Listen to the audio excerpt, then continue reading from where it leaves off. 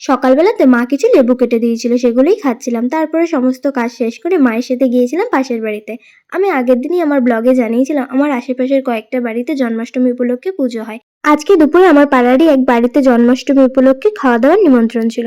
মেনুতে ছিল খিচুড়ি, আলুর দম, পাঁপড়, চাটনি, পায়েস। প্রত্যেকটি রান্নাই হয়েছিল খুব সুন্দর। আমার বাড়ির ঠিক উল্টো দিকের বাড়ির দাদাটা রিসেন্টলি ফুচকার ব্যবসা শুরু করেছে। কোনোদিন যদি মাখা আলু বেঁচে যায়, দাদা সেই আলুটা অরিকে দিয়ে দেয়। দিদি যখন এইবার বাড়ি এসেছে তখন ও কিছু ফুচকার পাঁপড় নিয়ে এসছে। অরির সেটা মাথায় ছিল। রাত্রি 10:30টার সময় দরজা পিটিয়ে অরি আমাকে বলছে, চ পিপি তুই আর আমি ফুচকা খাই। আমিও দেখলাম অনেকটাই আলু মাখা আছে আর ঘরে যখন ফুচকাগুলোই আছে তাহলে ফুচকাই খাওয়া যাক।